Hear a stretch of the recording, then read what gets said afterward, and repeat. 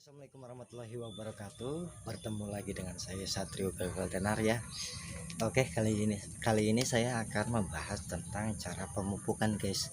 Nah, di sini saya akan memupuk tanaman pisang yang umur 1 sampai 5 bulan ya, jenis Raja Bulu. Nah, untuk pupuknya sendiri saya menggunakan pupuk satu.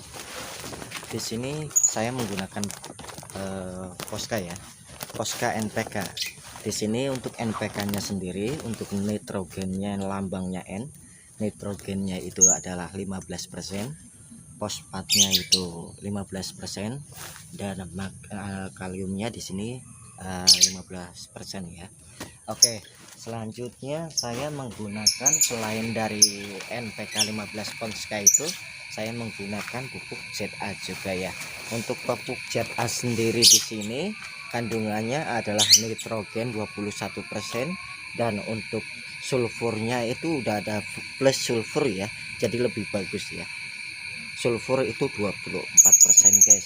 Nah, setelah itu saya menggunakan juga Vertipos. Aslinya biasanya saya menggunakan SP36 ya, atau TSP biasa. Cuman di sini saya tidak mendapatkan, malah justru mendapatkan ini ya, Vertipos Postgrow ya, Postgrow guys. Postgrow di sini saya dari pakan aja ini ya. Untuk kandungannya sendiri di sini lebih lengkap malah justru, guys. Untuk kandungannya di sini, untuk hara makronya ini fosfatnya itu 20% ya, guys ya.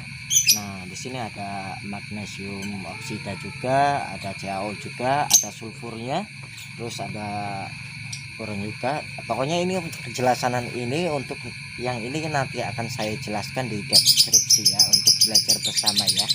Nah, jadi untuk ketiga jenis pupuk ini malah itu hasilnya akan lebih baik dibandingkan pupuk NPK 16 guys. Karena apa?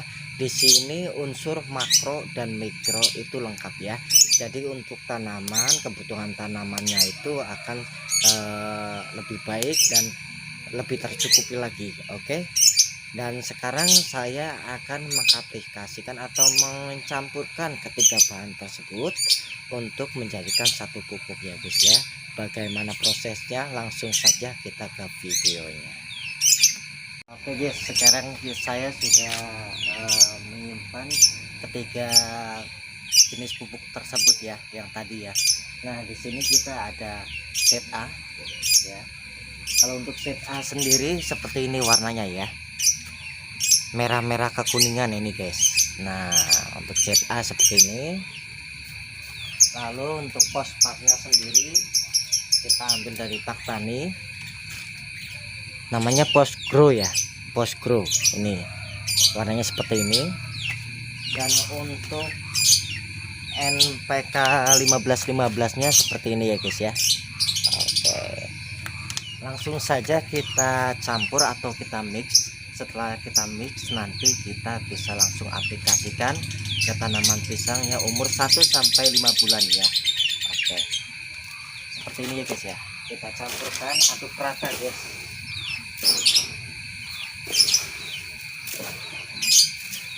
Oke, biar lebih dekat lagi. Iya, kayak gini ya.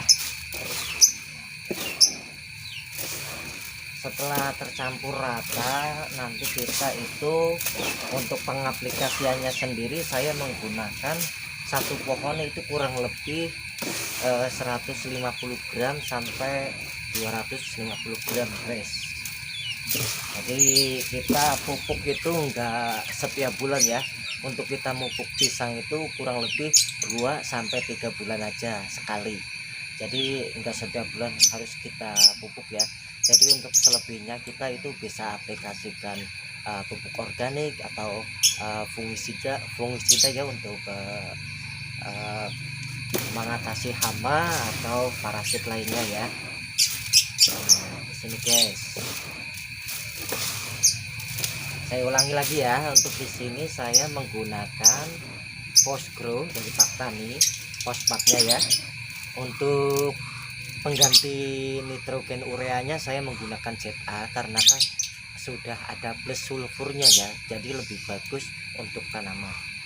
Nah, untuk NPK-nya di sini saya menggunakan Ponska merah ya Pak. Jadi untuk NPK-nya sendiri di sini 15% ya. 15. Jadi untuk NPK-nya itu 15%. Nah, keunggulan di sini dia itu satu, lebih komplit karena udah ada unsur makro dan mikronya. Karena tanaman itu tidak cukup hanya diberi makro saja atau mikro saja, lebih bagus itu makro dan mikro kita imbangi ya guys ya. Oke, kita lanjut.